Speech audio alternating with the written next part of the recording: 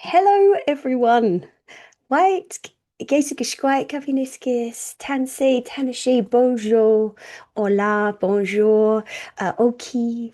Welcome. Thank you so much for being here. If I haven't said hello in a way that speaks to your heart and your soul, please feel free to say hi in the chat with how you say hi wherever you're joining from, or just say hi generally. We're so grateful that you're here. 300 and climbing. So we've got the waterfall of folks coming in. Oh my gosh, how is it January 13th? How are we already into 2026 and back in here doing these workshops? Couple of tech things before we dive in. Someone found the React button. Phenomenal. Because there were over 2,000 of you who signed up for this. We can't have you all in the workshops. I see you, friends. Thank you so much. So if you want to use a React button and send us an emoji, we know you're here with us, and we appreciate each and every one of you. There is a bar at the bottom that says show captions, or it might be under three dots in a circle with more. So if it helps you to participate more fully, you can turn that on and the captions will go across the screen for you. And if you have any tech questions or can't hear, or there's things going on that are challenging for you, please write us a message in the chat, and either myself or Michaela will help you out in just a moment. But I'm going to open us up and welcome you to our free virtual workshops. So it's winter 2026, and I'll just put this in here now because we're going to start doing things. These workshops are so popular because of all the energy that you all put in attending. So thank you so much. And we know that it is not a world sometimes that feels full of joy and full of happiness and full of excitement when there are really challenging things happening in education and politics in place.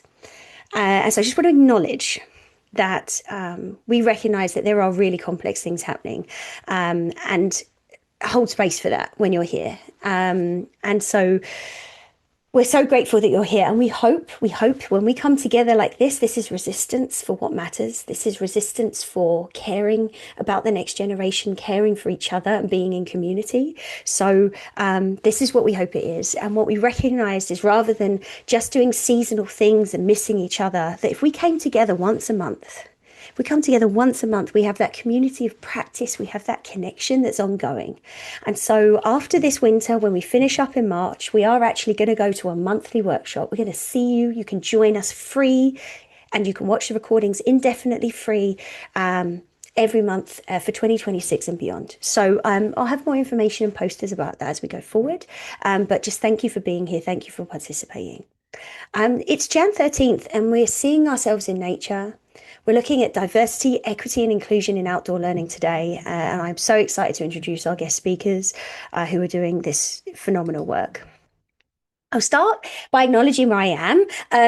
As you know, Otis, my little dog, often features. But the reason I have this picture, this is actually in the schoolyard, in the school that's closest to me, is that this has been a mixed bag of weather.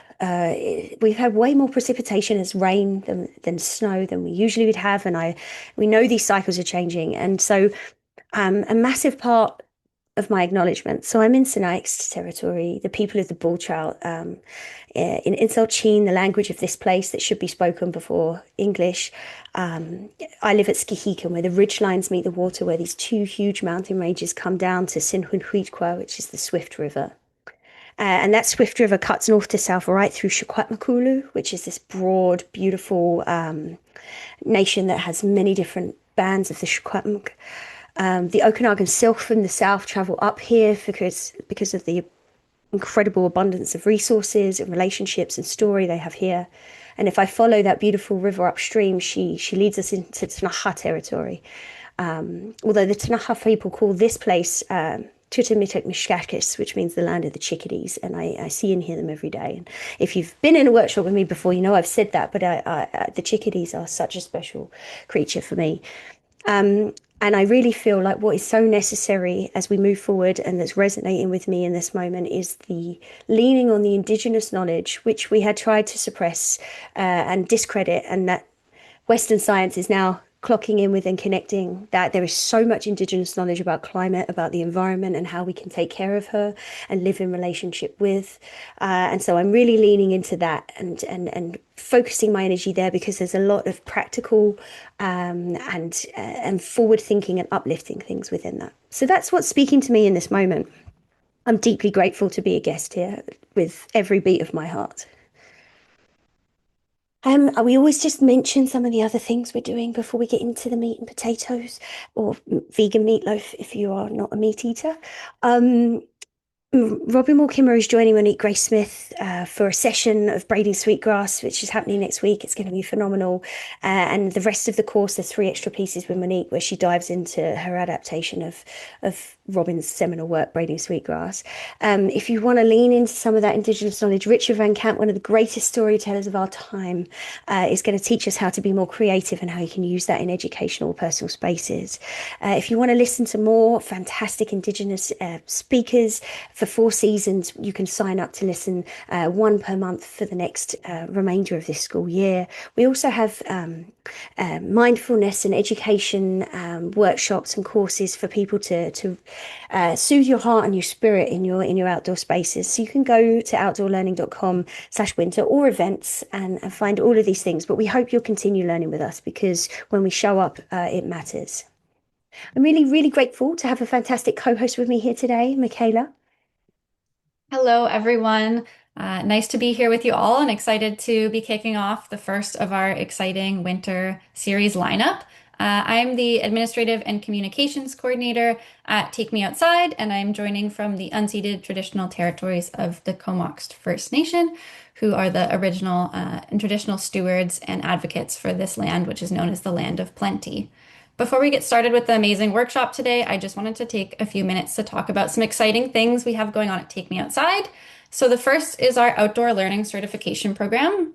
We've had over 1,500 educators participate around the world in this asynchronous online course. It takes about 30 hours and is now offered in French as well for K-12 educators. And we'll have the link in the chat if you're interested in learning more about that. And we've also recently launched the brand new course specifically for early years educators. So that aims to support early childhood educators in learning how to integrate outdoor play and learning into your teaching practice. The course is for those working with learners ages 0 to 6. And again, online, asynchronous, go at your own pace. Lots of amazing resources in there for you.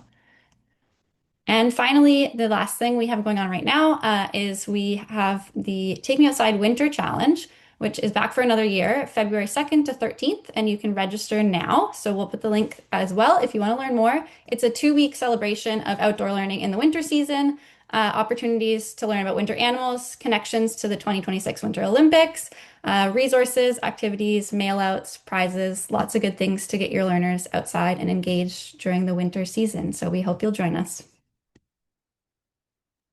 Thank you so much, Michaela. And Michaela's working hard in the background to gather up your questions. If you type them in the chat or the Q&A, and we'll see how much time we have to pose them to our wonderful presenters later.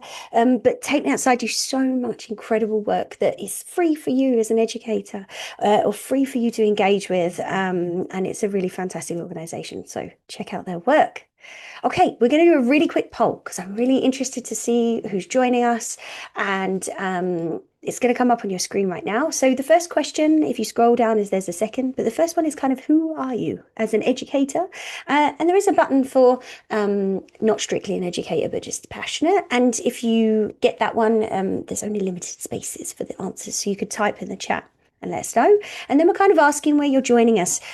We've split it primarily into North America because that's where most of our friends are joining from. But there is a rest of the world button. And sometimes we get someone from a far flung who's maybe in the future time traveled from Australia or Asia. Okay, maybe 1% of the people. So I recognize that, oh my gosh, we have 434 people live. Welcome, everyone. If you joined a bit late, we are so grateful that you're here. This is our little patch of power and love and connection in a busy and complex world. And we're so grateful to be sharing this space with you. I'm going to leave the poll open just for 5 more seconds. And I'm going to end it there and just see of who mentioned. Okay, so I'm going to share the results with you. Hopefully you see this on your screen. But a lot of early childhood educators, but we have somebody from every single educational sort of demographic we could think of here. And we have people from all across North America and someone from the rest of the world. Um, so this is beautiful. The range, the connection that we're making across these disparate spaces is fantastic. Every single one of you is so important. And really quickly, I'm just going to flash these across the screen, but these are our 100 plus outdoor learning partners. We believe in collaboration, not competition. So we have collaborated with all these people. We have their pages on our website. They might have funding. They might have resource specific to place. They might have resource specific to topic like water or oceans or deserts. And we want you to check them out. Links in the chat, outdoorlearning.com/partners. We love the people doing this work, and we are a network. So, yes, we're into the main thing. Again, we're seeing ourselves in nature, diversity, equity, inclusion in outdoor learning. And to kick us off, I have two fantastic humans who I've had the absolute honor of getting to know a bit over the next last little while here and joining us in partnership. So together, they run diversity and equity in nature. Is an organisation. But with us, we have Camille Simone Edwards, who is a DEI practitioner of 14 years and currently serves as the Director of Student Affairs at Friends Academy, which is a Quaker independent school in Long Island, New York. In school, her passions ignites around the intrapersonal and interpersonal professional development opportunity for educators who are engaging and leading DEI efforts and advancements across their school community. So she's with the students, she's helping people who are training students too. She coaches executive teams, designs and facilitates retreats, and specialises in strategic community engagement initiatives. And by all accounts, does it mega successfully. So absolute honour to have you, Camille. Thank you so much. And Dan Kreisberg has been a middle school science teacher and environmental educator, practitioner of 40 years of both public and independent schools, author of 2 books on outdoor environmental education, 100 articles and essays about his outdoor experiences. And together, the workshops I've attended that you have delivered have been so well-rounded and well thought out and connected. It is an absolute honour to have you both here today to share for the next 15 or 20 minutes. So thank you so much.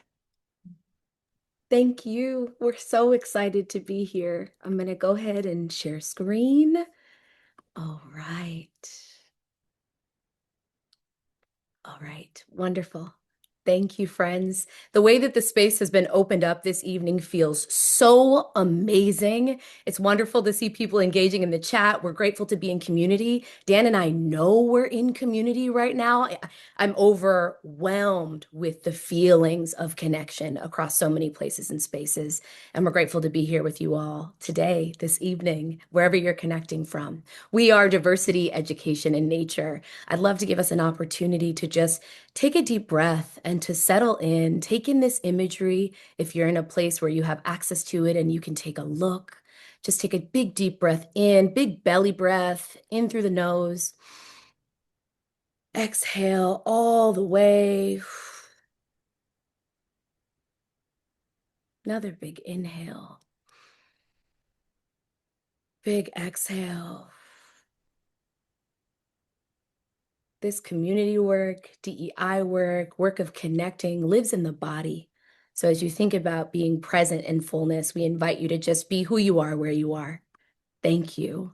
As Jade shared, my name is Camille Simone Edwards, school leader, DEIB practitioner, and educational consultant here this evening and morning and day with my good friend, Dan. Dan, go ahead, friend.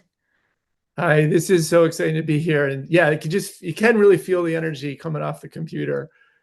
So yeah, I'm Dan Kreisberg, and you kind of got that bio, but just a real quick. So Camille and I started this about 4 years ago. I had some ideas about trying to tie outdoor education and ecology to DEI, but I didn't really know how to do DEI part. So I went to Camille. So at that time I was teaching it. We were at the same school. And from there, this incredible thing grew. And so we're just thrilled to be here. Thrilled to be here.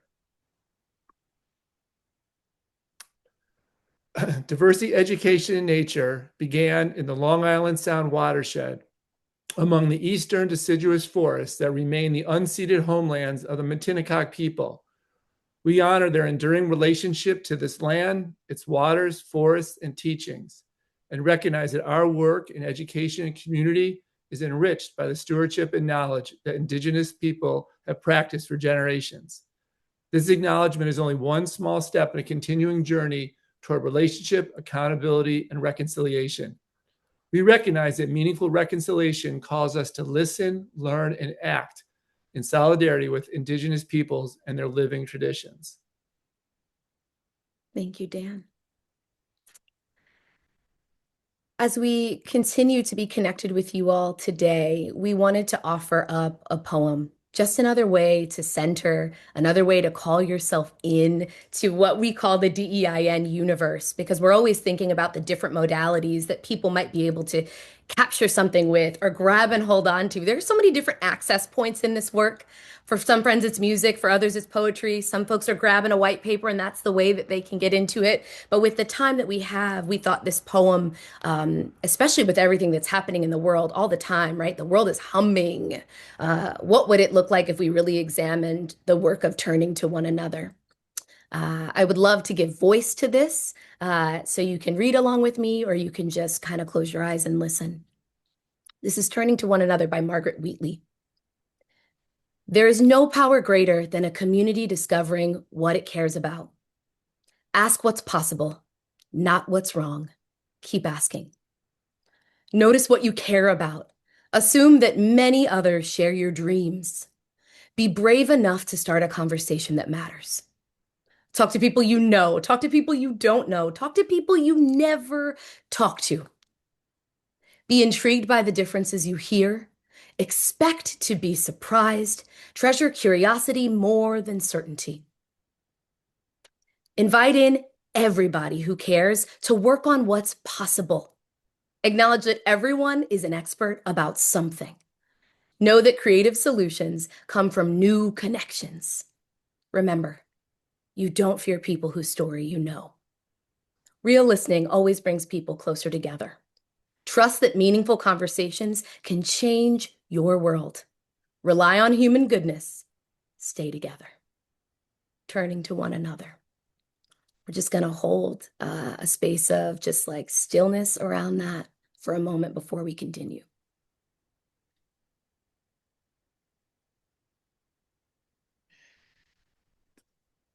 Thank you.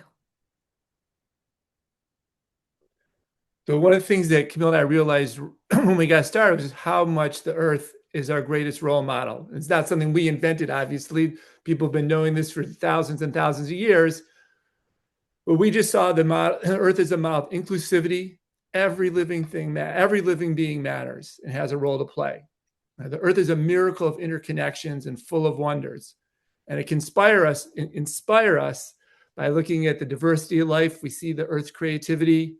We observe all the small changes that over long periods of time, we learn about perseverance. And when we allow the earth to heal and ourselves to heal, we can learn from the earth's power of restoration. And as soon as we, started thinking about this more, there's more and more examples of the earth as a role model came up.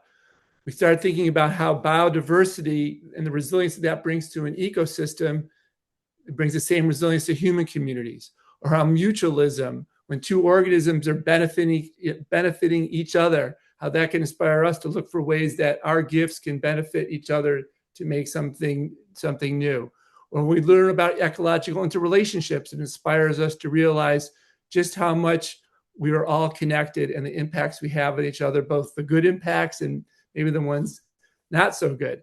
And once you all start just seeing more and more, if you think about the great blue heron and the patience, that could be an inspiration. Or how mockingbirds just sing their joy and here I am, and how that can inspire us to be who we want to be. Or the way starlings, when they're flying in those murmurations of flocks, how we see the power in our numbers.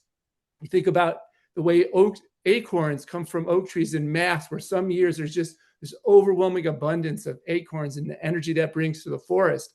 And remind ourselves to take advantage of when there's the abundance, but also remind ourselves we have to conserve when there might be some need for more energy.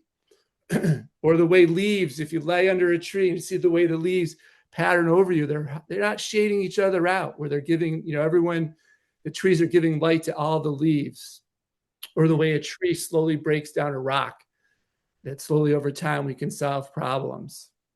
So just once you start looking, there are so many ways that Earth is a role model.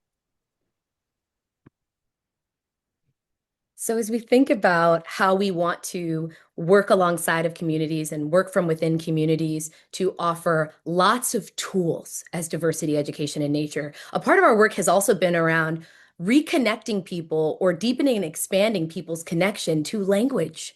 Right? In this work of diversity, equity, inclusion, belonging, social justice, I think sometimes if you're feeling on the outside of what's happening in the arena or in the practice or in the field, you see these acronyms and sometimes these things are conflated for one another when really they're different bodies of work in different areas of study that are connected but shouldn't be mixed up for each other because words mean things. And so as we explored the power of language and we thought about what tonight and today's conversation is about, we wanted to just emphasize when we use these words, this is the way that we're thinking about equity and this is the way that we're thinking about belonging. So for us, we're talking about this idea that with equity, everybody deserves the opportunity to enjoy a full, healthy life, right? Sometimes you hear equality boiled down to solely sameness, and equity means difference, but exploring what that difference really means. This idea is about the fact that when everyone is able to thrive, a community becomes a stronger, more resilient ecosystem.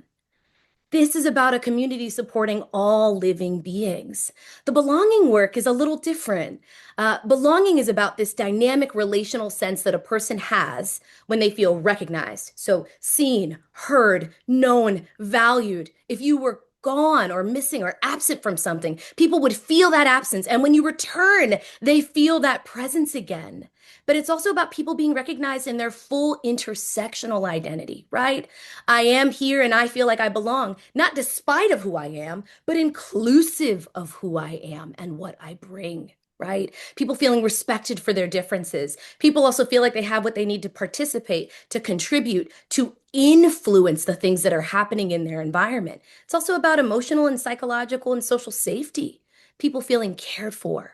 But that the stability of presence in the relationship and institutional structures are things that are supporting their lived experience within that community. It's big work, and the wonderful thing is that we don't have to do it alone. And that's why our ecosystems need to stay connected and flowing and healthy so that we can take care of one another. Thank you for letting us share that piece about language, because words mean things and they are so powerful. All right, thank you. So here's what we call our Earth Inspired Toolkit to try to get to that feeling of belonging for the human community, for the more than human community. So one thing we speak about is the difference between empathy and radical empathy. So if empathy is understanding, radical empathy is going that next step. It's like, yeah, I understand what you're going through, but now I want to do something about it. And if we want it to be real radical empathy, we need to know what that person really needs. It's not, this is what I think you should do, or this is what I would do. It's what do you really need? So how do we figure that out? How do we know what is going to help? So the skills that we offer as a guide start with attentiveness, just being more attentive. If we can practice that in the more than human world, and that's a good thing. If we're being more attentive to the more than human world, being more attentive to each other, that's a good thing. And we can practice that outdoors. Then we also have offer the skill of wonderfuling. There's two parts to that. There's having a sense of wonder, just the wow, the amazing, it's incredible what's going on out there. And once we practice that in the more than human world, we can practice that with each other, which then leads to the second part of wonderfuling is asking questions, wondering about each other, wondering about the more than human world, and asking questions with good intent. We all have experienced the difference of when people speak to us, we know they're asking the question and why they're asking. So talk about questions with good intent. And then that leads us to pattern seeking. If we're trying to figure out what's going on and we're practicing all the amazing patterns in the more than human world, we see that patterns can help us learn about the past. It's a way to time travel. It's a way to predict the future, but it's also a way to explain the present. And if we're taking advantage of all those skills, then that can give us creative ideas to how we can bring more belonging to everyone in our community. And that's all living beings. And the way that our workbook works is that for each of those skills, so for attentiveness, wonderfuling, pattern seeking, creativity, there's an activity that we offer for people to do, and then some reflection questions that get people to think about what they just experienced. And that goes then for the second part of it, for biodiversity, mutualism, and relationships. There's an activity to look at the diversity, the biodiversity in the place in which you live, and then how reflect on that for your own life, examples of mutualism and how that in your own ecosystems and into relationships, and then how can you translate that into your own life and into action.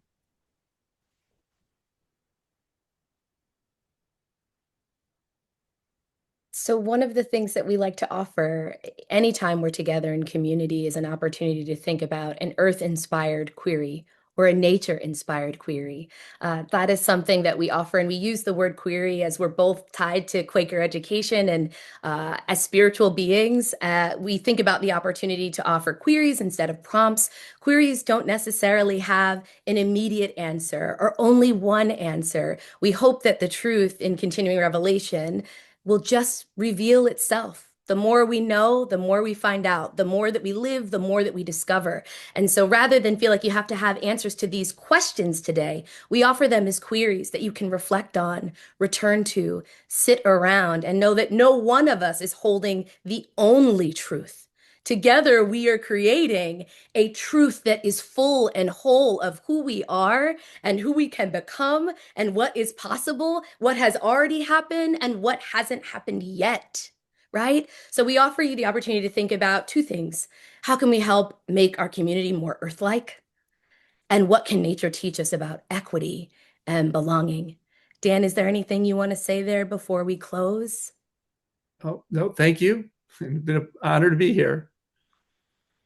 We're so grateful for this opportunity. We're so grateful for the way that this space has been connected for us. We're grateful to be seen as a partner. And as Jade said so beautifully, for us too, DEIN is not a product. Diversity, education, and nature is a body of research. It's two people who are connected in the world and care deeply about each other, Dan and I. It's also a community. So please know that we are real people here to make real connections. And we are also so grateful to be a part of this outdoor learning school family. So thank you. Thank you. Oh, what a gift. Thank you so much. Yes, in a short period of time, you had me feeling, you had me thinking, you had me and the chat of people communicating that too. Someone's asking for your contact. I will snap a shot of that and I'll put it into the resource page as well. So folks, you can find it and it'll be in your follow-up email as well with a link to the recording and all those things. We will absolutely make sure you can stay in community. That was a beautiful way to bring us in. Thank you so, so much. And the workbook is stunning. It is so practical and thoughtful and something you can take and reuse and redo. So I hope as many people as possible will engage with that. So thank you, thank you, thank you. And so we're moving on to the second part, and I'm so, so grateful to introduce the wonderful Jessica Fong, if I can go to the correct page, indeed. So Jessica is a Latina educator and child of Guatemalan immigrants. Jessica began teaching in Guatemala in 2007 and has since become a national advocate for dual language and nature-based early childhood education. She holds 2 master's degrees, no less, and is currently pursuing a doctorate in educational sustainability. You said it's almost done. Can't wait to call you Dr. Fong on the next thing. I'm ready for that. Your work centers equity, cultural identity, and community stewardship with a focus on ensuring Black, Indigenous, and other people of color children and families feel safe, seen, and celebrated in outdoor learning spaces. And you are the author of Seeing Ourselves in Nature, Stories from Educators and Children of Indigenous, Black, and Other People of the Global Majority. I had the pleasure of hearing you speak and then was like, oh my goodness, I have to know more, and we have to have this book in the store and we have to connect again. And so I'm really, really grateful that you are coming into this space and sharing with us today, Jessica. Yes, thank you so much, Jade. I'm so excited to be here. I really want to acknowledge the support that you provide and Michaela provides, and giving us both, all three of us, this space to share our learnings. I don't want to say expertise because I don't feel like I will ever be an expert in these things, because we're constantly learning, constantly becoming. And so thank you so much. And thank you to everybody for taking time out of your busy evenings, wherever you are. Maybe it's morning where you are, but for me, it's an evening, and taking time out of your day to listen to us for a little while. I'm going to go ahead and start sharing my screen here and start my slide deck. So I'm going to be talking specifically about the book that Jade mentioned, and go a little bit in depth into the one of the chapters. And so here's a little bit of the agenda, just 20 minutes. It's super fast. I know it's going to go quickly. And Jade, actually, if I can ask you for like a 5-minute warning, because I sometimes get into what I'm doing, that would be great. Thank you so much. So I'll talk a little bit about the book overview in a general kind of sense, why this book was written in the time that it was written, going specific into chapter, I think 13, I'll look right now of the book, which is the chapter that I wrote, as well as looking at our conclusion and thinking about how we can use this book to continue to grow and learn as educators, as parents, as caregivers, all of those things. And then the Q&A will be not just myself, it will be everybody on the panel. So I just put that on there to hold that space for that. And so I don't forget. All right, so this book, and I'll hold it up for you all who can, you can see, it's beautiful. And you saw the cover that Jade shared in the image, is a work of 2 years, probably 3, and maybe even longer than that, as I became a nature-based educator and really thinking about the impact of nature education on my students. And I'll start with this quote, which Dr. Sheila Williams-Bridge, if you don't know her, she's an incredible early childhood advocate, and is the co-author of a book, or a guide called the Environmental Kinship Guide, which again is an incredible resource, free download, that you can find. And she wrote on the back of the book, oh, and I have to move our little faces over so I can see my screen. There we go. Seeing ourselves in nature is not just a book. It is an invitation to center the voices of Black and Brown children and educators to reimagine what's possible in early childhood education. And so a little bit about myself, Jade shared as well. I want to start by acknowledging that I am in Chicago. I am on the land of the unceded territory of the Council of the Three Fires, which include the Ojibwe, the Odawa, and the Potawatomi nations. Other nations also called this land their home, including the Fox and the Miami and the Ho-Chunk, among many others. Today, Chicago is home to one of the largest, if not the largest, urban Indigenous population. It goes back and forth with who has the largest, but we have an incredibly thriving community of Indigenous people who are doing this work, various Indigenous cultural organizations who are continuing to shed light on what they're doing right now, what they've always done, and what they've been doing since time immemorial, to steward the land, to care for the land, and to be in relation with the land. As Jade mentioned, I'm a mother. Oh no, she didn't mention I'm a mother to a teen. So to those of you who are parents of teens, I feel you. I just entered that stage and it is a little rough, but he's a wonderful child. Oh, those teens. I do have 2 masters, one in early childhood education and another one in dual language education. So the discussion about language that Camille shared was really powerful, and I really learned so much from that 20 minutes. I'd love to hear more from them. And what else? I'm a doctoral student, and like Jade mentioned, I also am hoping to be done with that in a year. I'm learning about educational sustainability, and we'll have a doctoral in educational sustainability, hopefully by spring of next year. So fingers crossed. It's going well so far. So I was blessed, fortunate to meet the right people at the right time to really bring this book to light. I was in New Hampshire a couple years ago meeting with folks from Antioch University, which has a nature-based certificate program. I highly recommend looking into that if that's something you're looking for. And speaking with one of the professors there, Ellen Doris, about this idea that I had about a book that really centered the stories of Black and Indigenous and people of color in nature, because all of the books that I had read as a nature-based and outdoor educator were really centering and written by white educators, white families, white students, and all of that. And I had not run into a book yet that really shared the stories of of these educators and these particular communities. So I kind of shared that out loud, and they say when you share something out to the universe will bring it to you eventually. And Ellen was like, I can connect you to the people at Red Leaf, and they really believed in this vision that I had, and over the last couple of years we've been working on it. And so it is a book of 14 chapters that has stories from educators from all over the United States. So we have folks from California all the way to the East Coast, Chicago, myself, and various other educators in this book. And the reason that I really wanted to bring it to, again, is because, I hadn't run into any of these stories being centered, but also because we know that based on the statistics of the children that are in nature preschools, we know that the majority of them by far are white students and white children and white families. And you can see that this graph is from the National Association for Environmental Education from 2022, the last time that they did a survey of United States nature preschools and nature kindergartens. And it is overwhelmingly a white population of students. And I'm preaching to the choir, but you all know the benefits of nature and outdoor education and being in nature for health and social, emotional, and academic, and all of the incredible benefits that are solid and have been researched thoroughly, and we know that they're true.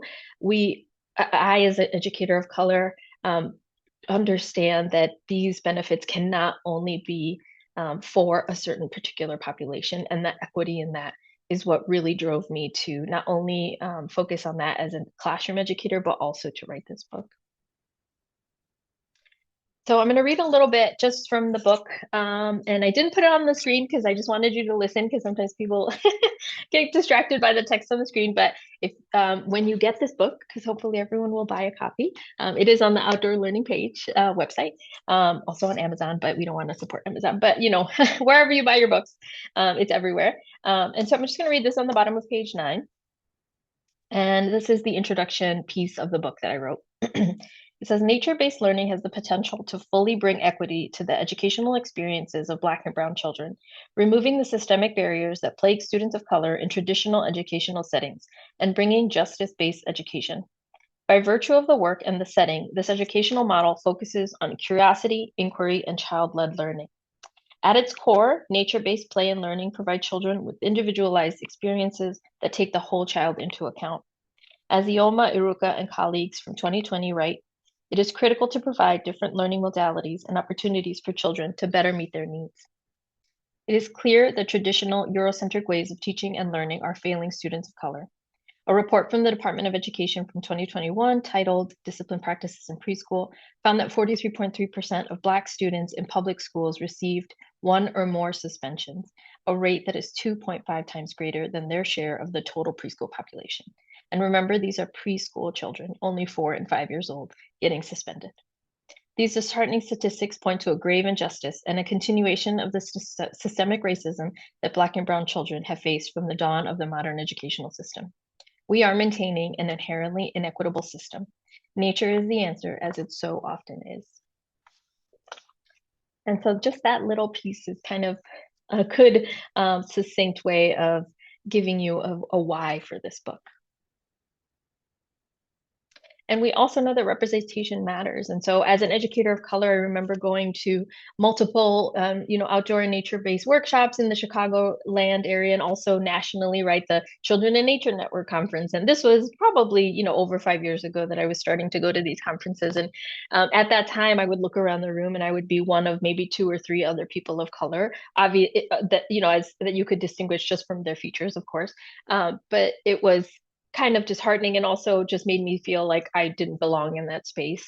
It has changed, which I'm so excited to to report back, having gone to workshops or conferences this year, that the number of educators of color and families of color who are involved in this work is gaining, which is incredibly exciting. But we know that with this lack of stories, I'll read the text on the screen, the lack of these stories creates a lack of agency for people of color in nature, where we don't see ourselves, we feel we don't belong.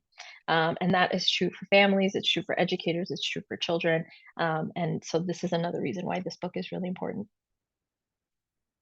This is just a quick image that I took from a social media post a few years ago that is collaged of children in outdoor and nature-based education programs all over the world.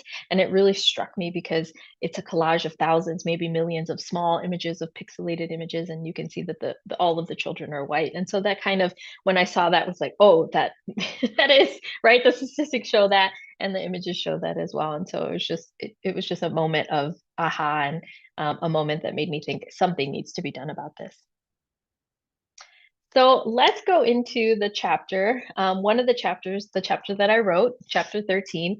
And as I mentioned, the chapters were written by educators from all over the country, covering all sorts of things from epigenetics to using your yard as being the nature space, right? Where the amount of space that children are playing in nature doesn't necessarily matter. It's just being in nature is really incredibly important. There's chapters about Outdoors for Social Justice, the yummiest parts of nature. These are the titles of the chapters, right? So each of the chapter authors really kind of delves into something different.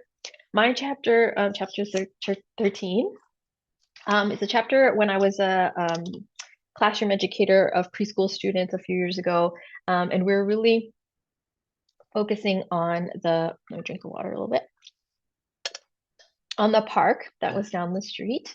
And we luckily had a huge, probably 60-acre park, which is pretty rare in the city of Chicago. We do have a lot of green space, but large, multiple acre parks are kind of rare. And so we were lucky in that. And I started to take the children in the beginning of the school year to the park regularly as just part of the practice that I do as an outdoor educator, as an urban outdoor educator, working within the public school system. Of course, there are different standards and things that we have to make sure that we adhere to, but taking the children to the park was something that was allowable, I guess, if you will, within those standards and things that we have to meet as public school educators. And at the park, the children were finding worms. And so these worms became a year-long study. The school was a Reggio Emilia inspired school, so it allowed for that kind of year-long in-depth study, and gave us time as a community of learners to really delve into worms. And so you can see the chapter of the title is The Hearts Are for the Worms. And that's something that one of the children said as she was dancing and sharing. And it's that middle image in the middle where she was dancing and sharing and telling us about her worms adventure at home.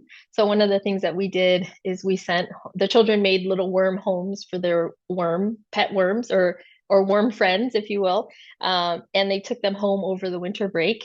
And we felt comfortable doing that because worms are incredibly prolific. We weren't now worried about, a few worms dying. Unfortunately, it's something that happens with nature, right? But it was something that the children really cared and loved the worms, and we gave them the opportunity to share that love and care of the worms at home. And the children wrote and drew about their worms adventures at home. And this little one, when she came home to share that journal, said that the hearts that she drew were for the worms in her book. So that was really beautiful. That's on page 168.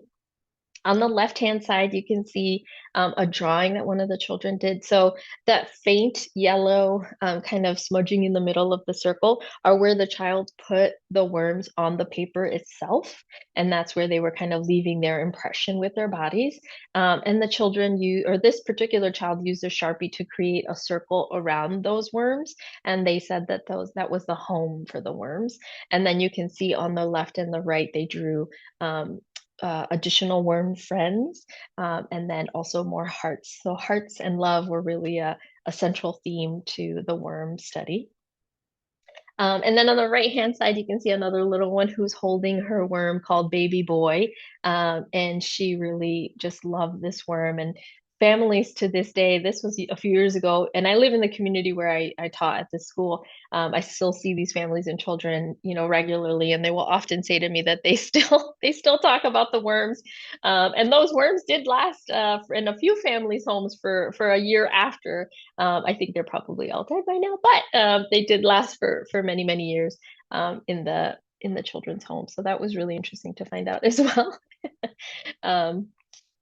Another thing that we did in this year-long experience with worms and helping children kind of express their love of family and their love of relationships through the worms was providing students with special needs with particular support to be able to access these experiences. So this particular child, Gina, and their names have been changed for their privacy, but this particular child, Gina, really expressed a desire to share that joy of the worms with that she saw her friends having by holding the worms and touching the worms. And but every single time that she touched them or that we offered her a worm in her hand, she just could not handle the sensation of the worm on her hand, that coldness, maybe the wetness, maybe the wiggling. She just could not handle that sensory overload. And so one of the things that we did is we provided her with just simple latex gloves. It was something that my co-teacher kind of came up with, and in the spur of the moment. You can tell that the gloves are size adult; they're too big for her, but they were exactly what she needed in that moment to be able to make that connection with the worm. And she was able to hold them as her fellow students were. And that by the end of the school year, she was able to hold the worm in her hand without the support of the gloves because she had gotten used to that sensation with the support of the gloves. So she was able to kind of move beyond needing that support. She could have used that support if she needed it the entire school year, but she on her own was able to kind of move to a point where she could hold them. And you can see her on that right hand side holding a worm on her bare hand. Another thing that I talk about in this chapter is how we brought the funds of knowledge that children come with. Children come with such a rich life that they have lived at home, and we provided that space. We centered those stories. We centered that knowledge that those children had at home and brought it into the school by inviting families in to participate with the children in different experiences with art in creating portraits of their worms. One of the things that the Reggio Emilia approach uses is plenty of art materials and really going in depth with different art materials, not just providing them as a sort of side thing, but rather as integral to the learning and integral to the experiences and to the curiosity and the inquiry. And so when we invited families in, they made different portraits of worms using clay and markers and watercolor paints. And so you can see in this situation, there's a grandma who said to her little one as they were making the portrait of her worm baby boy to use the skills that they had used when they were at home making tortillas. And so tortillas are a corn-based dough that people use to make a flat kind of flatbread, if you will, called a tortilla. If you've even eaten tacos, that is what it is. Sometimes made from flour, usually made from corn. And so she said to her, make it flat like we do when we make tortillas at home. And so that kind of knowledge was brought into this moment with the clay. And last but not least, we also involved caregivers by providing them support, right? So it's one thing to say nature's amazing, nature's beautiful. We know all of the benefits, but we have to acknowledge that not all of our families, not all of our caregivers, not all of our children are going to wholeheartedly jump into nature. Some of them come with learned experiences of nature not being safe. Society has told them, right, that nature is not safe.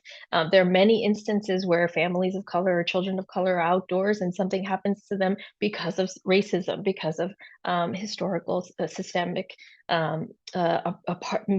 separation from nature. There's just so much to being outdoors that people of color carry with them in every instance that it isn't always automatically joy. And so in this instance, this mother, this caregiver came with a very deep-seated fear of the worms. But she came to the workshop, and that was the acknowledgement that we gave, is that we thanked her for coming. We thanked her that even though she was terrified, literally terrified of these worms, and had expressed multiple times through the year that she was just grossed out by them, she came to this workshop and she made time to be with her child.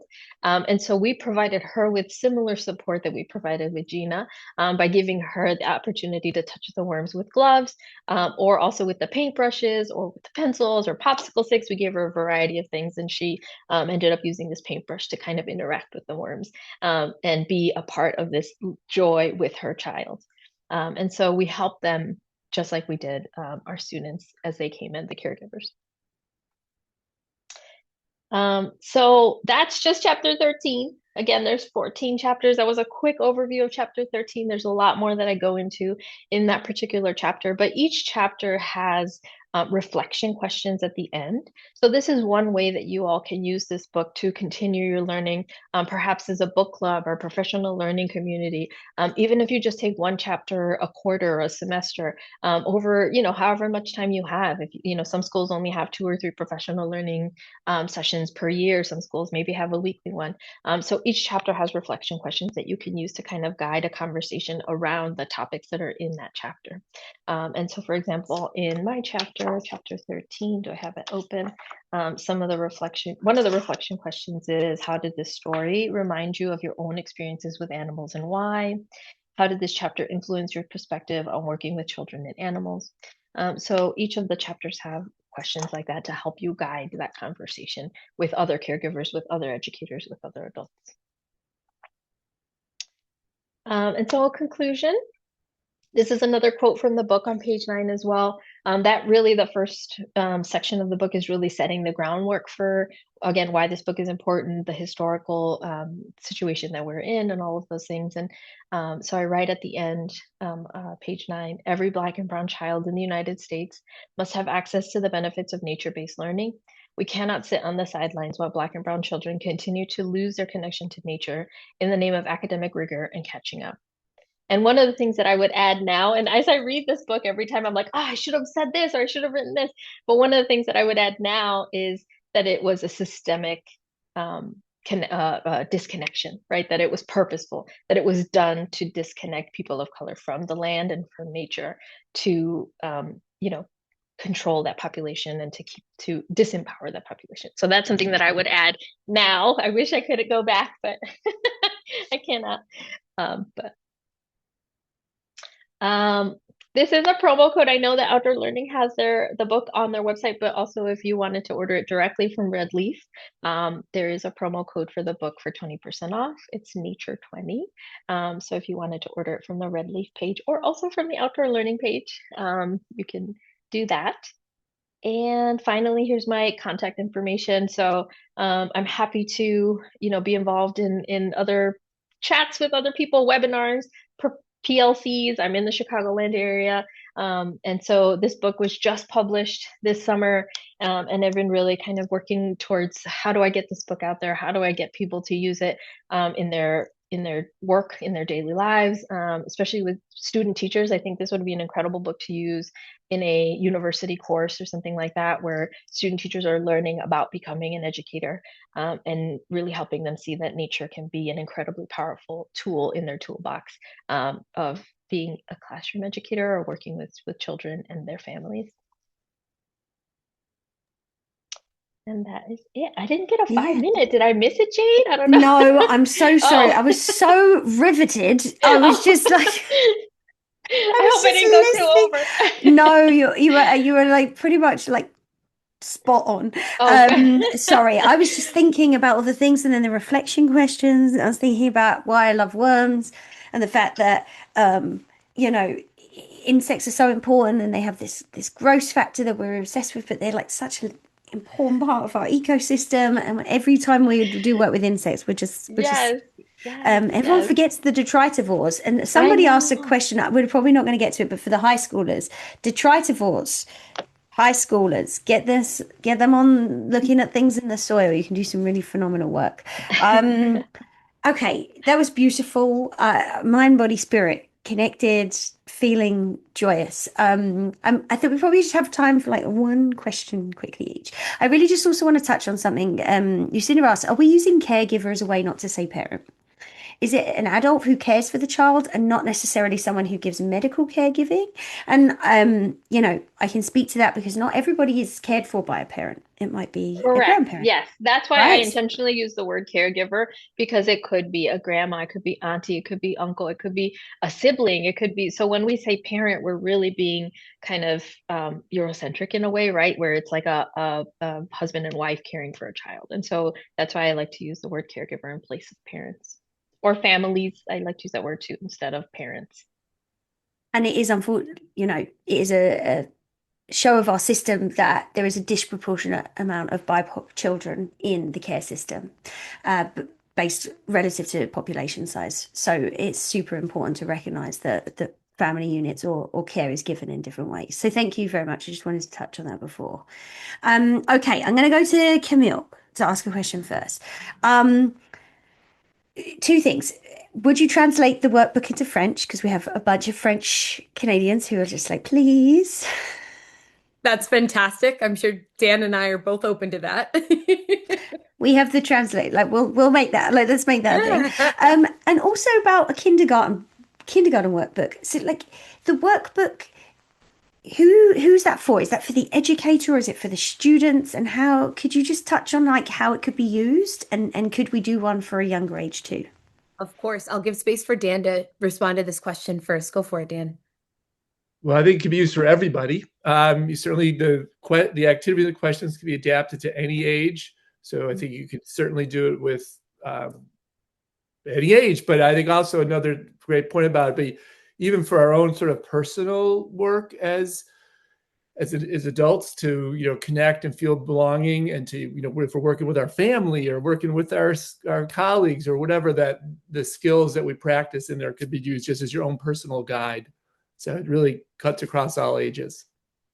100%. And then we want people to know, when you look at this sort of workbook, whether or not you feel like you're the right person to sort of be editing it, you are. If the book is in your hands, we want you to feel like it's accessible and you can kind of go in and make it be what you need it to be, right?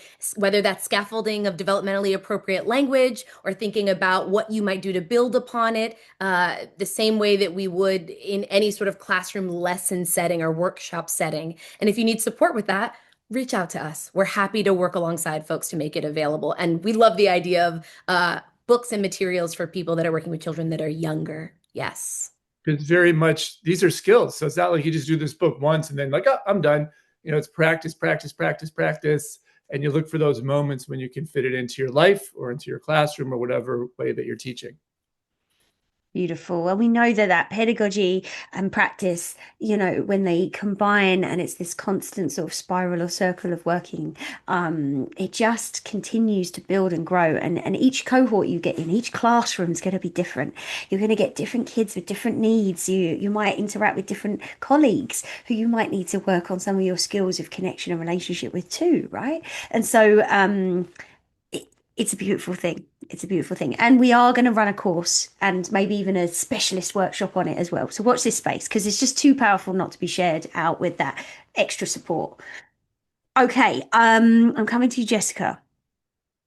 Okay, this is a really interesting one. Someone said if nature education is limited, what age would outdoor education have the most impact? Is focusing on young children who may not remember the experience be less or equally or more impactful than providing outdoor education to older students?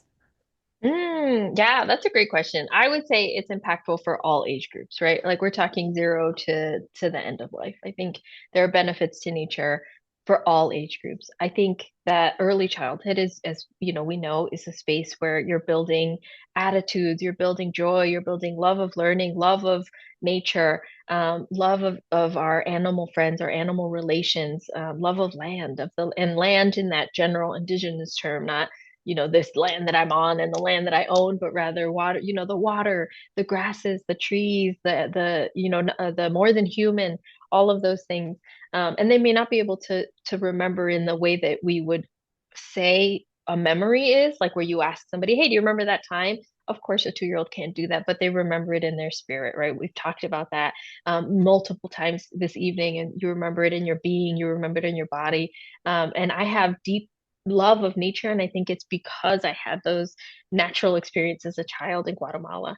And so I think while we may not say that early childhood children may remember things, their body will remember, right? Their soul will remember, their spirit will remember. And then for the older children, I think giving them that respite. Can you imagine if we could give that time to high school kids? Like looking at my poor freshman child struggling with algebra, I think, God, I wish they would take them outside to do algebra in the fresh air. Like even if they're doing the same thing that they would be doing inside, at least they would get to see trees or feel the breeze or those things. But I think there's some beautiful ways to integrate nature-based learning in throughout, from infant all the way to high school and beyond. Thank you, Jessica. What a beautiful way of saying that we need it in all spaces. But we know that actually children do get more time when they're younger, and it decreases generally as they get older. And so I would argue that we should push for it in all the spaces. And we did have a question. We don't have time for it right now, but I am going to really focus on getting you a high school level workshop at some point this year. Watch your space. I'll make sure you get it, because I know some folks are like, I've got to teach complex maths, but you touched on it there. These things you can have in that work. It's like, okay, so how am I talking about this outdoors? How do I take them out into that space to do lived experience math, to do something that feels relevant to them and connects them to their community? We have some great examples, but like hopefully in this you see that when we create space for learning that's more like heart-centered, relationship-centered, that your students will just be more switched on as the first point of call is that they will want to spend time learning with you more, and that they might feel more cared for, and ready to learn, and less stressed, which can be the massive difference between complex things going in and not. I just want to say thank you. We were just about to go over time. Stick around, friends, because we're going to give away 4 prizes really quickly in a moment. But Jessica, Dan, Camille, your knowledge, your expertise, the inclusivity of your language, and the way that you are working to create spaces that support all, is revelatory, and work that white and non-Indigenous educators need to do more of. So for friends, for the non-Indigenous and the white folks in the groups, like, these are the resources that we want to uplift. This is why you're first in the series. This is why you're starting the year, because there is much more knowledge than the Eurocentric ones. And we see you, we feel you, I appreciate you. And I know you don't like the word expertise, but you do have it. And I appreciate we're all lifelong learners, but your expertise is deeply, deeply appreciated in this space. So thank you so much. I don't know if you had a chance to see how many people are saying thank you in the chat. It's just been wild over there, but appreciate you so much. Okay, friends, we're going to give away 4 prizes real quick. Our presenters can feel free to hang out and enjoy the celebration. You can go forth into your night, but I'm just going to randomly select. Okay, our first winner is Jacqueline Hills. Jacqueline Hills, you have won a $25 gift card to the Outdoor Learning Store. So you can use that to put together to one of these amazing resources that we've been linking in the chat, and they'll be in your follow-up email as well. Second winner is Zahida Arabi. Zahida, that's Zahida for my wonderful colleague who's typing in the back. Zahida Arabi, you are our second winner of a $25 gift card to the Outdoor Learning Store. Thank you so much. Okay, next friend is Lorena Benson. I'm going to spell this out. Lareina Bhnsen. Lorena Benson, you have won $25 to the Take Me Outside store. Some beautiful, ethically made, cool outdoor stuff, cool notepads, things in there. And our final winner is Kira Eastley. Kiera Eastley. Kira Eastley, fourth and final winner. Friends, colleagues, educators doing phenomenal work. Camille, Dan, Jessica, for your time, your energy, for all the effort you've put into creating these phenomenal resources. Thank you for being here. We are back next week, and we're talking about winter wildlife activities for all ages. We're talking fun adventures. It's going to be really super hands-on and practical. But thank you so much for being here to open the year in this powerful way. Wishing you a wonderful evening or morning or wherever you're going forth. And we'll see you in the next one. Goodbye, farewell. Thanks so much.